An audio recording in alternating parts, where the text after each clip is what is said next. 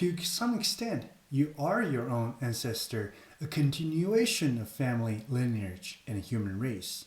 But it is not always within our conscious awareness. We don't always notice we embody the characteristics of those who came before us, shaping who we are today. You may inherit physical attractiveness, high intelligence, athletic ability, or other talents from your family. However, alongside these gifts, you could also carry unresolved emotional struggles or trauma that are deeply buried in the family. Traumas can ripple through generation, a phenomenon known as intergenerational trauma. The phenomenon is actually not uncommon if individuals endure traumatic experiences or PTSD, such as childhood abuse, survivors of disaster, military personnel, war refugees, societal oppression, or other forms of discrimination. Their descendants, child, grandchild, and even great-grandchild may develop what is known as secondary PTSD. Although these children or grandchildren did not experience the original traumatic event, they can still exhibit PTSD-related symptoms and other challenges, including anxiety, hypervigilance, meaning a constant state of heightened alertness and sensitivity, feeling unsafe and finding it difficult to relax, or increased suicidal risk, high rates of alcohol or drug addiction, or depression. A study reviewed an impact of parental PTSD on children in the U.S. military families. It found that about 30% of these children shown higher levels of anxiety, depression, or behavioral issues, which correlate with the severity of their parents' PTSD. Even though the children did not experience the traumatic events directly, but they are still affected. The children's children inherit the trauma from the previous generation. We can do the simple math to see how scary that is. Stress response from PTSD is more than just a subjective experience. It is actually measurable on the physiological level. People with PTSD frequently exhibit abnormal cortisol levels, a hormone tied to the body's response to stress. In the book, It Didn't Start With You, How Inherited Family Trauma Shapes Who We Are and How to End the Cycle by Mark Wolin, he presents several cases show how unresolved family trauma can disrupt and complicate family dynamics. Wolin focused on the method called family constellation, developed by German psychotherapist Bert Hellinger. The goal is to uncover hidden dynamics and unresolved issues within a family, such as unprocessed grief or trauma from previous generations.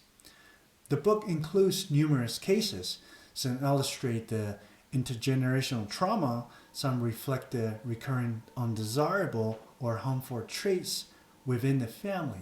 For example, children feeling unloved or even abused by their parents. And some demonstrate how family influence extend beyond parent-children relationship, but even distant relatives or ancestors could affect later generations. In this way, the fate of this family member often impacts others. There's a case in the book, Jesse, a young man who's suffering from the insomnia and depression, could join awake in the middle of the night, shivering and terrified of falling back to sleep. He experienced an intense, inexplicable fear if he fell asleep, he might never wake up.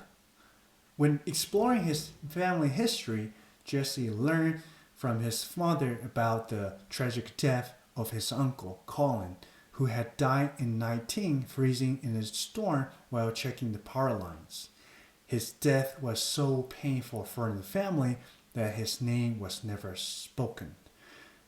But decades later, Jesse was unconsciously reliving his uncle's terror of losing consciousness, fearing that sleep, in a way, losing consciousness might mean death. The swollen guided Jesse to imagine a conversation with his uncle, saying, "From now on, Uncle Colin, you will live in my heart, not in my sleeplessness." Following this, Jesse reported being able to sleep through the night without disruption.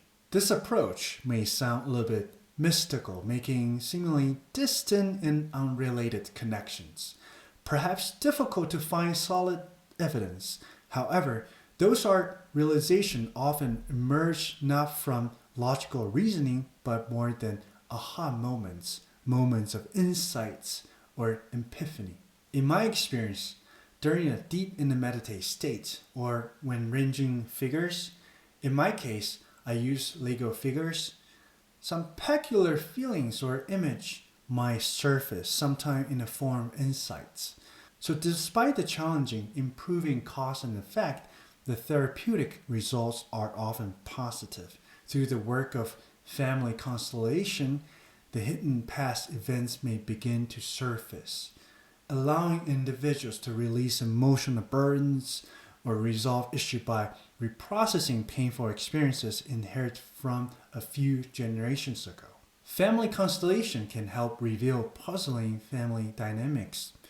For instance, a parent may be affectionate toward most of their children, yet feel an inexplicable aloofness or critical toward one.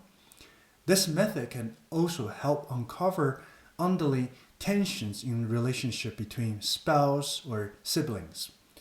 Although the realization may not always resolve the issue entirely, it often brings realization and great sense of relief. Not all troubling feelings or traits can be traced to the experience in this lifetime. There may be no clear explanation from past events, no obvious cause and effect, no apparent genetic traits linked to the parents or relatives. For instance, one might struggle with feelings of abandonment or difficult trusting others. Specific traits are especially evident in large families where certain patterns become more noticeable. However, while I borrowed the concept of family constellation to explore family dynamics, I don't adhere to the strict family structure prescribed by Hellinger. He believed that family must function in specific order to maintain harmony, which reminds me of Chinese Confucianism ideology, the view perhaps shaped by his cultural background or the time period in which he lived. Now let's dive into the biology of intergenerational trauma, epigenetics. Unconscious trauma can leave imprints that are carried through the epigenome.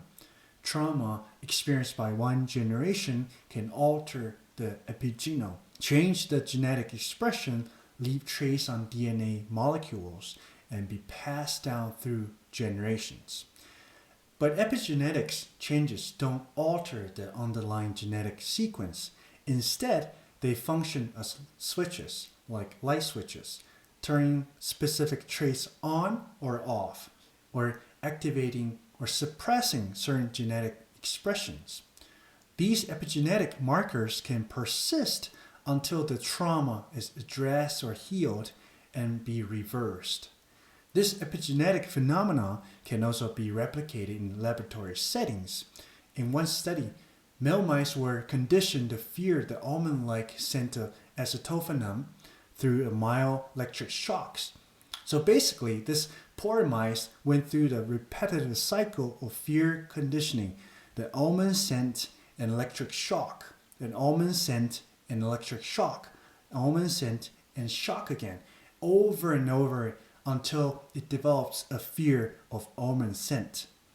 This traumatic memory and conditioning can be passed down for at least 2 or 3 generations.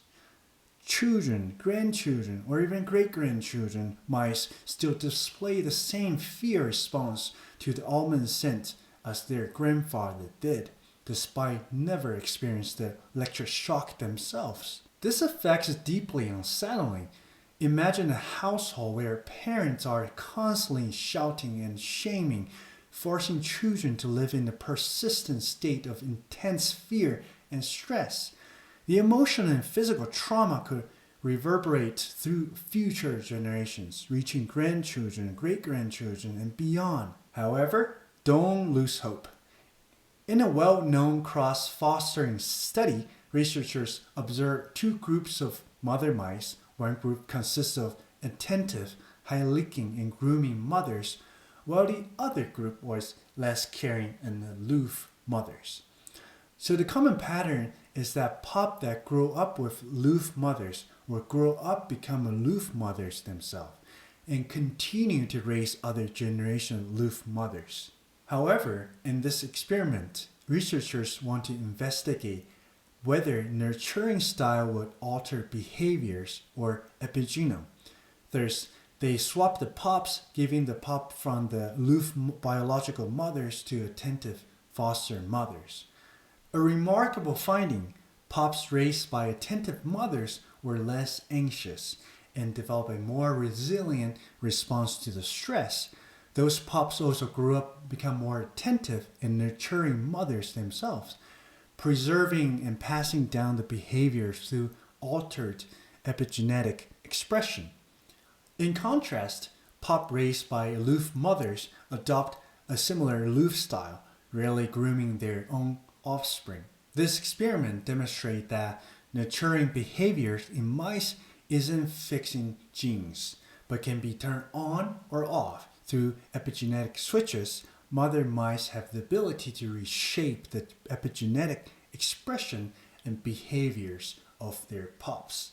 And as we know, humans are also susceptible to inherited behavior patterns, so recognizing and addressing those issues is crucial to break free from the vicious cycles. Much like the Buendia family in Gabriel Garcia Marquez's 100 Years of Solitude, each generation bears similar names and personality traits, suffering recurring tragedies and misfortunes. Though this is fictional, the story reflects the turbulent history of Latin America over the past centuries, depicting generations trapped in the fate cycles from which there's no escape. Often, we find ourselves repeating the same ancestral patterns, continuing to play out like a script, repeating the same mistakes generation after generation, trapped in the cycle, living within a collective unconscious, as described by Carl Jung in his words. Until you make the unconscious conscious, you will direct your life and you will call it fate.